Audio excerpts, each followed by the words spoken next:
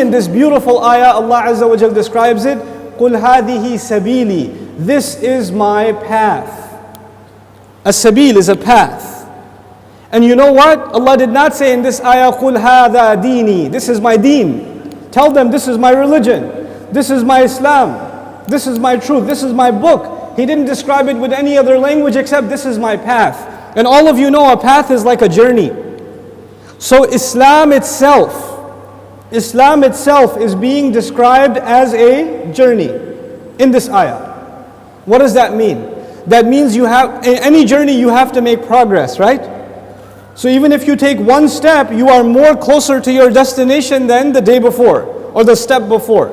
Every single moment you are making progress in a journey.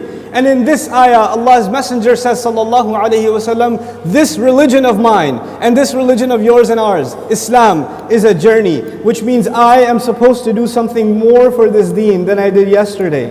And I'm supposed to do more tomorrow and more tomorrow and more tomorrow. I'm supposed to go further.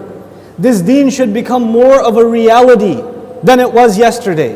And I should have something to do with that. I should serve.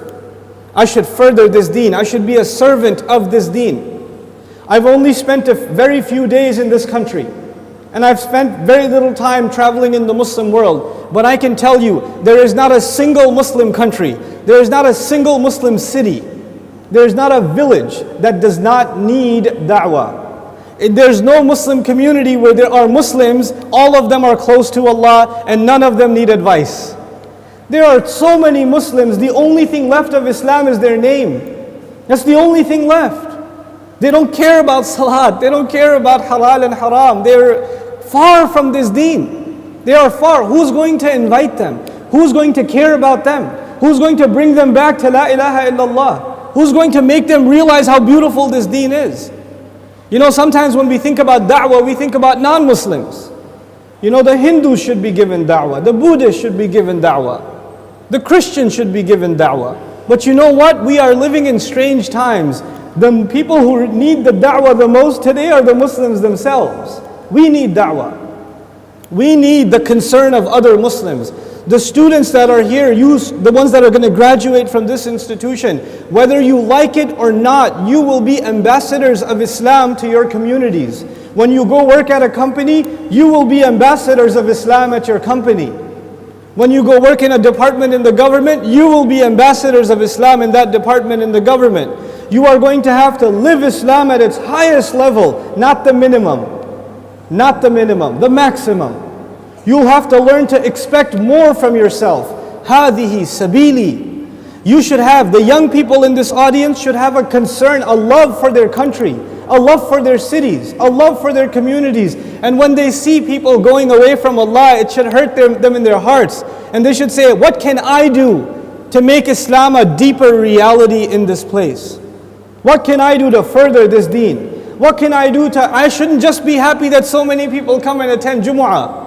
Does that mean everybody's heart is clean? Does that mean that we don't need any more reminder? Is that what that means? Or are there evils in our society? Are there youth that are turning towards drugs? Are there young people that are just living their life for no purpose? All they do is play video games and watch movies and go to sleep. And if you ask them for a purpose, they say, I want to graduate and get a job. Is that a goal? Get a job?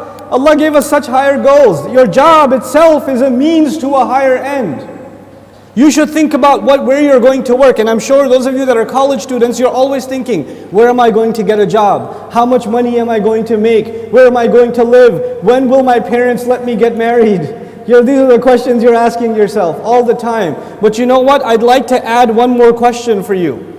How am I going to serve Allah? With my career, with my education, how will I be of service? Some of you are studying Islam. You have the prestige, you have the honor from Allah that He made the opportunity for you to study Islam itself. You're getting your bachelor's in Islamic studies. You're getting your master's in Islamic studies. Some of you are pursuing PhDs in Islamic studies. But you know what? I even want to give myself and you a reminder that we are not studying something that's an academic subject. This is not a subject. Islam, when you study it so that you can serve. everything you learn and you ask yourself, how will I use this to help someone else? How will I use this to better this society? How will I use this to help our masajid, help our young people, help the women, help the children? You have to think like this now all the time. How am I going to serve Allah? These are people of high caliber. And I expect that when Allah gives people the blessing of education, then He sees them qualified, that they are capable of higher service. Huwa ajtabakum. He selected you. He picked you. You're right for the job. I want to give you a simple example to think about this. Someone who gets a very good job after the interview, they get a very good job. That's an honor. It's an honor. And obviously, if you don't get a good job if you're not qualified, unless your uncle works in the department or something. But you don't get a good job unless you pass the interview, you have the experience, you can demonstrate the skills, and then you get a good job. But even if you get a good job, but you don't do your job, you got the job, but you show up late every day. You got the job, but you don't finish any projects. You're sitting there at the desk wasting your time. You're going to lose that job. Somebody else will come and do it for you. You will not keep that job even if you qualified. Qualifications are not enough. You have to do the work. Allah Azza wa Jal is keep giving all of us. He's already qualified us. We are people of La ilaha illallah. We are already qualified. But that doesn't mean we're doing the work. If we don't do the work, if we don't concern ourselves, if we don't care, then you know what's going to happen. إِن تَتَوَلَّوْا يَسْتَبْدِلْ قَوْمًا غَيْرَكُمْ ثُمَّ لَا يَكُونُوا أَمْثَالَكُمْ. You turn away and Allah will replace you with a nation other than yourselves, and they will not be like you. They will not be lazy like you. We have to think about service. Every person sitting here has something to contribute to Allah's deen. Every one of us. We have to build that into our heads. And you can say to yourself, well, I don't have a lot of knowledge. I'm not a sheikh. I'm not a da'i. I'm not a khatib. How can I serve? You don't have to be a alim to serve. You don't have to be a da'i to serve. That's not the only service there is to be provided. Are there people in your family that are doing the wrong thing? They're doing unfair dealings. They're not giving the inheritance. They're not giving the mahr. Are they doing those things? You should speak up about that in your family. That's your job. Who else is going to do that? You're supposed to speak up. Is your business partner and you and your business partner, are they cheating people in the store? Are they doing unfair dealings? And you're like, oh, the government doesn't know, so we're okay. No. Allah knows. Whose job is it to fix that? It's your job. We have to become responsible people to Allah. This is sabil. قُلْ هَذِهِ سَبِيلِي. Responsible citizens in a society. You know, the world and the media, they're trying to push this idea that people who follow Islam they're not civilized and they're violent and they don't know how to run in the modern world and they don't know what they're doing. All of these ideas, they're floated in the Western media. Who's going to prove them wrong? We can give all the speeches we want. The proof does not come from our speeches. The proof comes when we have the most just societies, when we have the best economic practices, when we have the fairest dealings, when we have the most peace among each other, when we deal with our non-Muslim neighbors and friends in the best possible way. That is proof that all of those are lies. We can give all the pamphlets and speeches and responses, but that doesn't mean anything. It doesn't mean anything. The world doesn't want to hear about Islam. The world wants to see Islam. It needs to see Islam. And who is going to show them Islam if not countries of Muslims? The majority of Muslims. SubhanAllah. This is where we're going to have to see it. I want to instill in you, if I'm able to, just one thing based on this ayah. قُلْ هَذِهِ سَبِيلِي. That we cannot be satisfied with how things are right now. You cannot say, Alhamdulillah, at least we're all Muslim. You cannot be satisfied. You have to make things better. That's what a journey is. You have to make progress. You have to look at your community. You have to look at your neighborhood and say, what can be better here? What can I improve here? How can I make this a better place for other people? And you do that. You work towards it. This is sabil. قُلْ هَذِهِ سَبِيلِي أَدْعُو إِلَى اللَّهِ عَلَى بَصِيرَةٍ. Beautiful words. I call to Allah with eyes open, with insight, basira. Basira is when you have full view of something. Actually, according to the Arabic language, right now, I don't have basira. Because of this pillar, I don't see the people behind there.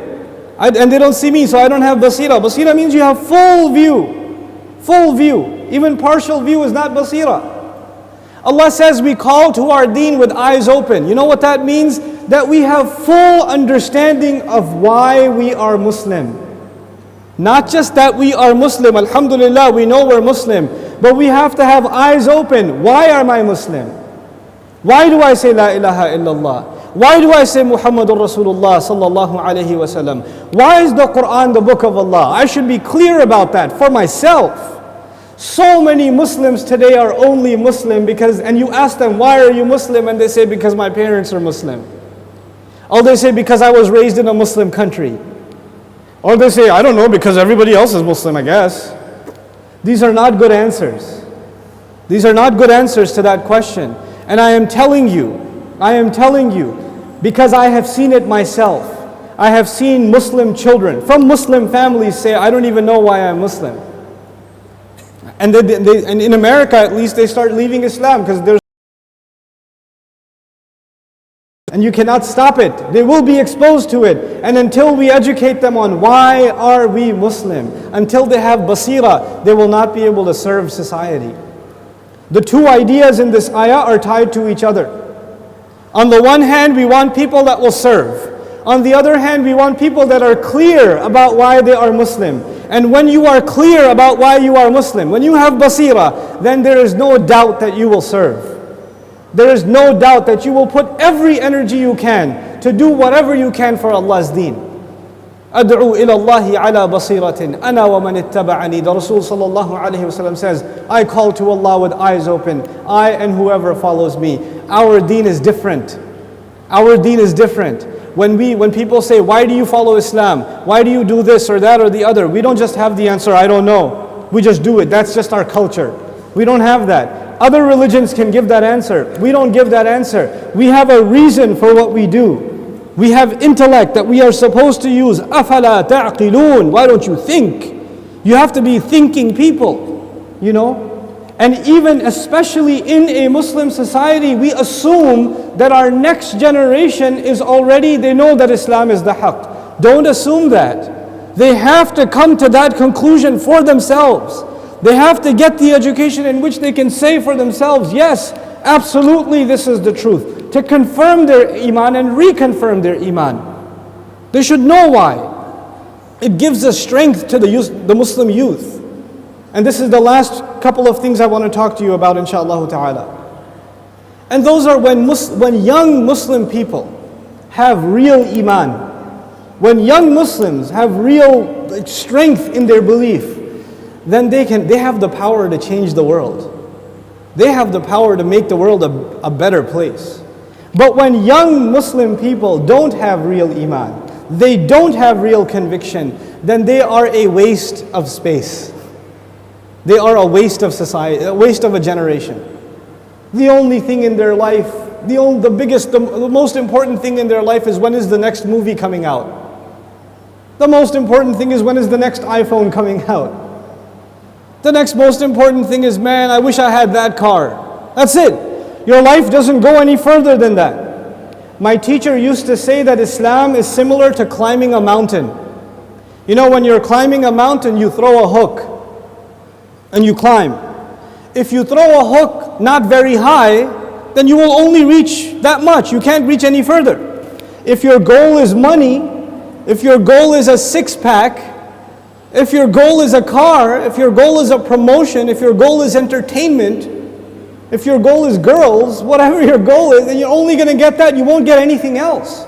But if your goal is something higher, to serve something more than yourself, you don't live a selfish life, you want to live for the sake of Allah and for the benefit of others, that's how you want to live, then you will benefit yourself definitely, but you will be honored in the eyes of Allah because you set your goal much higher.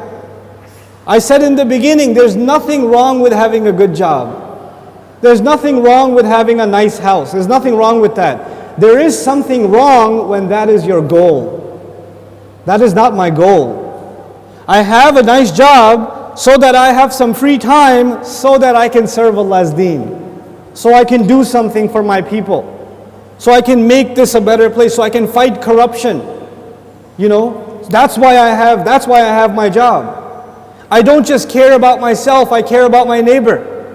I don't just care about the Muslims in my country, I also care about the non-Muslims. So they know that Islam makes you care about people. It makes you love other people and not hate them. Not hate them. If we show hatred towards non-Muslims, how is that da'wah? How in the world is that da'wah? If we insult non-Muslims, look down on them and call them najas and make fun of them and all of these things, how are they ever going to want to be Muslim? Why would they want to be anything like the people who hate them? Why would they do that? That is our fault, that they don't find beauty in Islam. It's my fault and it's your fault that our neighbors don't find Islam beautiful because we haven't shown them what makes it beautiful. We have a huge responsibility to our own generation, to our own people, and to our neighbors. And this is something Allah gave us, subhanahu wa ta'ala. I want to remind you of something as I conclude about concern for others. Concern for others. Sometimes some people, especially young Muslims, they think that Islam is so powerful and it's so true, anybody who's not Muslim, we hate them. We don't, they're the enemies of Islam, we hate them. And they're kuffar and all of this kind of stuff. Nuh alayhi salam was told, an anzir qawmak. He was told, warn your people. Your people. Allah did not say, an anzir al-kafirin. An anzirhum. No, an anzir qawmak. They are you need to warn your people. The kaf there, like Ibn Ashur rahimahullah said in his tafsir, he said that kaf there is because Allah wants him to care about his people. And that's why he should give them da'wah, because he loves them so much. He would not want to see harm come to them, because they're his people.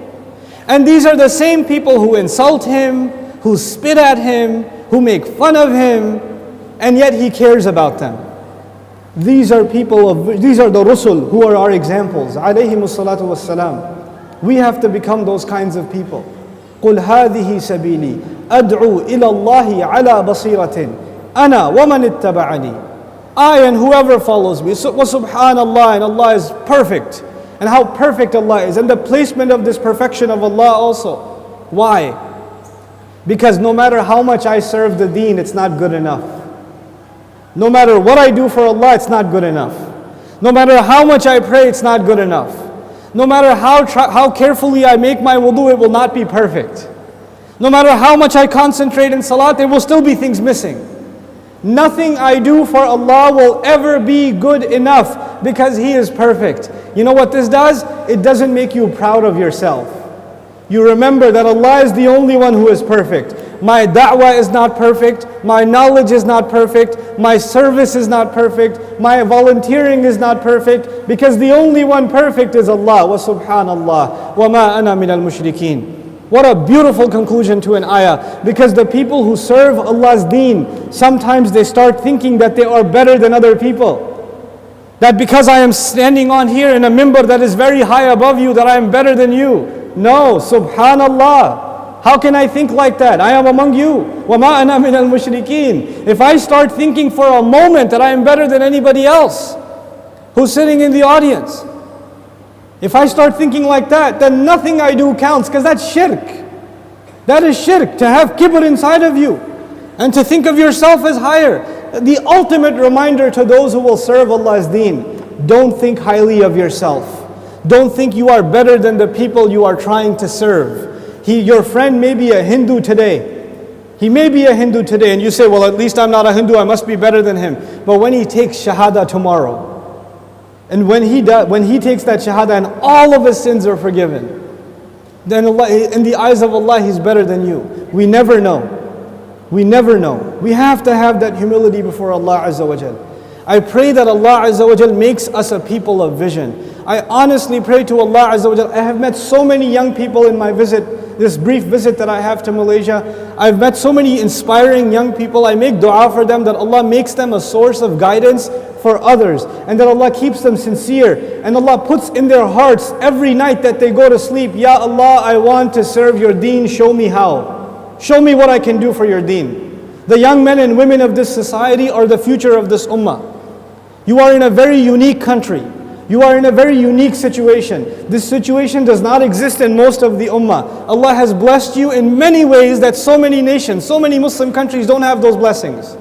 They don't have those opportunities. I'm telling you, you are in a very blessed situation. But if Allah has blessed you this much, then you have all the more responsibility.